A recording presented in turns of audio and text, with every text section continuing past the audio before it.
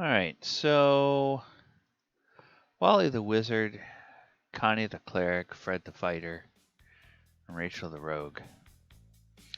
They're out wandering across the Somber Hills, following down leads, after having investigated a couple of the temples in Tyre Bessel. They come across a caravan of merchants who look terrified, haggard, scared. While the wizard says, "Friends, travelers, what happened?" They said, "Oh, it was horrible. It was horrible. You should have seen the town back there. Completely flooded. Devastated. Small buildings collapsed. Trees knocked down. Children drowned. It was awful. A flood? How did that happen?" "Well, they say there was a mysterious group of people that came into town with an ornate-looking chest that had strange runes on it. They set the chest down in the middle of the town, and they opened it, and they fiddled with some metallic orb, maybe a foot across in the middle of it. And then these mysterious figures ran away, and people went to investigate. And minutes later, the orb exploded, and it rained for a whole day, flooding the town." This, ladies and gentlemen, could be how your party gets introduced to the adventure known as Dire Tidings. Hey everybody, I'm DM Galabon, and this is Lore Friday for October 16th, 2020. Now let's go ahead and take a look at what exactly this Dire Tidings is all about. Okay, alright. And Dire Tidings is an adventure for level 8 characters out of the level 7 characters out of the Princes of the Apocalypse. It comes after the characters have investigated a couple of the temples that we've talked about in the last couple of weeks. This is a reprisal by the cults against the meddling of the PCs. So what they do is, off screen, they take one of their devastation orbs and they attack one of the towns in the area. And the party learns the news either when they arrive in a settlement after exploring that, or possibly they meet a caravan or some NPCs on the road who tell them about it. Silent pilgrims came into the settlement, and from the dress of the pilgrims and from the description of the sigils on the chest that they're carrying, the party can figure out, oh wait, we've seen this before. This is connected to these cults. And they set off this devastation orb. Well, what exactly is a devastation orb? Okay, the devastation orb is a magic item that is a very rare item. So it is, it's tuned for tier 3 characters, but obviously the cult has it. And it can be created at the site of one of the 4 elemental nodes by performing a ritual with an elemental weapon. And the type of orb created depends on the node.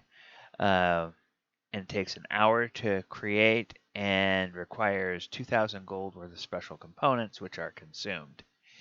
And it's a 12-inch orb that weighs 10 pounds, has a solid outer shell, and it detonates 1d100 hours after its creation, releasing the elemental energy it contains.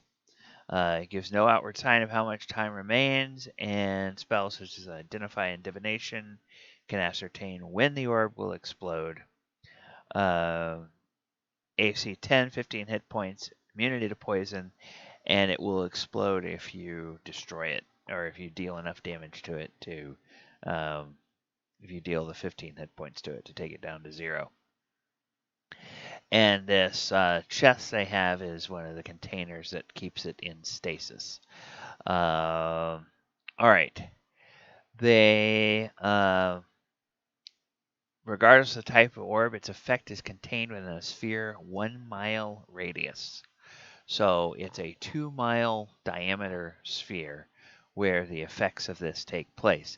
And there's the air orb, the earth orb, the fire orb, and the water orb. Two of them seem like they have potentially less devastating consequences, but all of them can be devastating in the right circumstances. So the air orb creates a windstorm that lasts for an hour, and that covers that entire 2-mile diameter area. So big windstorm, much bigger than a tornado, but obviously not nearly as big as a hurricane. And it requires a DC 18 Constitution save every round, or you can take some bludgeoning damage. So if you think about that DC 18, that's pretty hefty, and something that big. If you're right near the center of it, it's going to take a long time to get out of that. So it could kill a lot of even a lot of PCs that would be near the center of this area of effect. Wind is strong enough to uproot weak trees and destroy light structures after at least 10 minutes of exposure.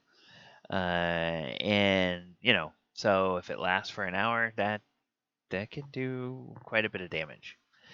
The Earth Orb subjugates the area to the effects of an earthquake spell for 1 minute. So, earthquake spell, that is a very powerful spell that will go ahead and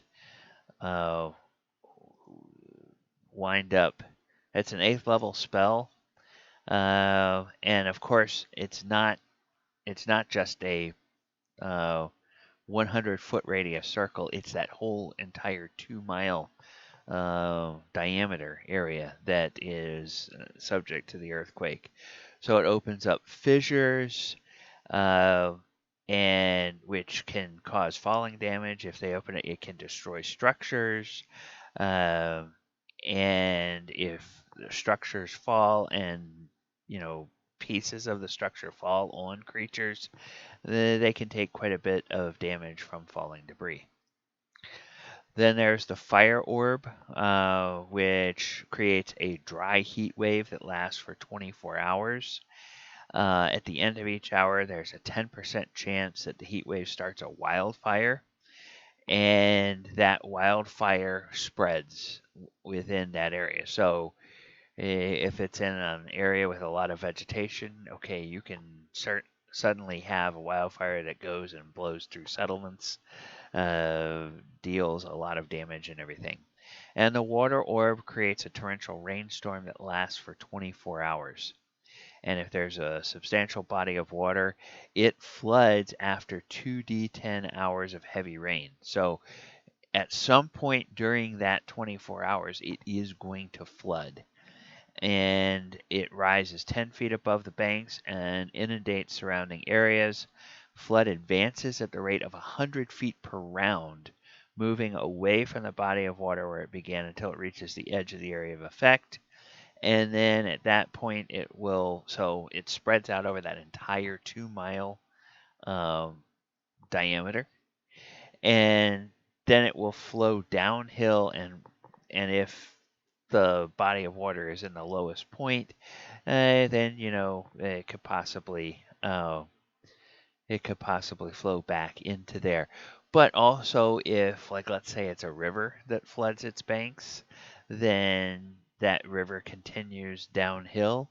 You could have like a flash flood just going down the hill, and potentially mudslides and all that kinds of things could destroy crops, uh, all that sort of stuff, and large and large and smaller creatures caught in the flood's path get swept away. So it can be very, very devastating in a limited area. And so that is what the um, that is what the cults will do, and it depends on which cult gets ticked off at the party. Whether it's they will use a devastation orb of that's related to their node. So if it's the air cult, they'll use the air one. If it's the water cult, they'll use the water one, etc., etc. And then when the characters visit the wrecked town, they can confirm the scope of the damage, learn that the cult has marched to the center of town, opened the box, took out an orb, and ran for the hills, leaving the orb behind. And a disaster happened minutes later. Many townsfolk were injured, and survivors are tending to the wounded in makeshift shelters. All right, so short adventure, and an adventure that happens off screen. And basically, the party just comes in to deal with the aftermath of it. Now, here is what I like about this. I like that I like two things about this. Number one, the party's actions has consequences in the world. So as the party has been going around and dealing with these cults in their temples, the cults aren't just going to take that lying down. They are going to retaliate. And they are going to retaliate to people that they believe are allies of the party. So this is, you know, they set this very much up. The whole Princess of the Apocalypse is set up very much like these apocalyptic cults are similar to terrorist cells. So they are going to go try to attack the, um, like the base, if you will, of the enemies that they hate. So they'll go and they'll try to attack the hometowns or the home kingdoms, if you will, of the people that are causing them grief. The other thing I like about it is that it happens off screen, and that when the party comes in, they don't have a chance to do anything about it. It's already happened. All they have a chance to do is deal with the aftermath. So as a DM, you can keep track in your campaign. If the reason I bring this up, you may not ever run Princes of the Apocalypse, but if you're running a long-term campaign, you want to think about, okay, what's going to happen to the people that are allies of my party, of my heroes? How are they going to be affected by what the heroes are doing? So the big bad, the enemy, is going to strike back, and then let the wheels start turning. What's the logical or even just the storyline? What kind of storyline threads is that going to do? So do the people in the town that got attacked, do they associate this attack with the fact that they really have been helping the characters? And they say, hey, you guys brought this on us. You went meddling around in those things, and now look what they've done. If you hadn't gone and meddled around, they would do that.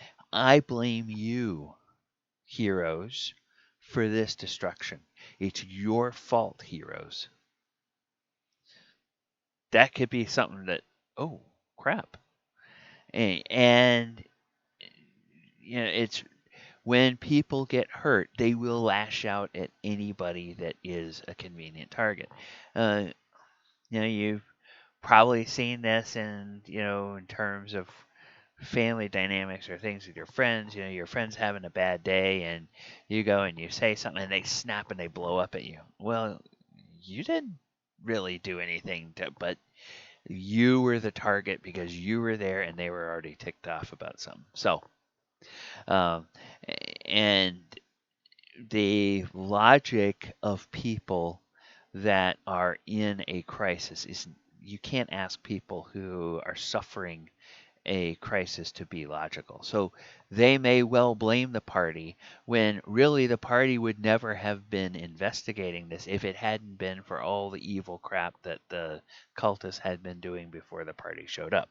So, you know, that gives your heroes then a chance to go, okay, wait a minute, how do we then respond to this backlash from these people that we have counted on as allies? Do they get, do they act like little children and they get all sulky and they say, well, you're gonna yell at me and I'm gonna yell at you, blah, blah, blah, blah, blah, or do they suck it up? Do they realize what's going on with the people in this town that has suffered this attack? And are they able to truly be like heroes and rise above and deal with that and maybe um, bring some calm to the situation? Um, Try to somehow alleviate the suffering and get some sort of justice for the town by maybe going after the cult that did this next, um, and see what they can do to them. Um, so if you have a ongoing campaign, think about something that you can give your enemy that would help them retaliate against not just the party, but against the people that are helping the party. And get that to be a wedge that the enemy tries to drive between the party and those NPC groups within your game world that are supporting them. Because that can be a real kind of next level issue that sort of adds a bit of abstraction, but also a bit of um, real world angst to the campaign, and um, makes the party deal with sort of an existential threat to the people that they are that uh, they are supposedly championing with all of the stuff that they're doing in your game world. So that's all I wanted to say about the Dire Tidings campaign. If you have run the Princes of the Apocalypse as a DM, I'm curious if you used the Dire Tidings at all. If you are a player who has played through the campaign and your DM did use the Dire Tidings, in the comments below, I'd like to hear how your party responded when this happened. What did you do? What was the attitude of the townsfolk? How did your DM play that out? Did it really feel like the people that you had been allied with were suddenly, um, you know, were suddenly blaming you guys for the problem, or did he or she handle that differently? Um, those are some interesting things that I think I would like to know in the comments below. All right, everyone, that's going to do it for this version of Lore Friday. I've been DM Galabon. Hey, if you like everything that we're doing here on the channel, please subscribe, and thank you for everybody who has subscribed so far. Like the video, share the video, click that post notification bell so that you too can get notified every time new content drops on the channel. All right, everyone, we will talk to you all later. Take care, and I hope you have a wonderful evening. Good night, everybody.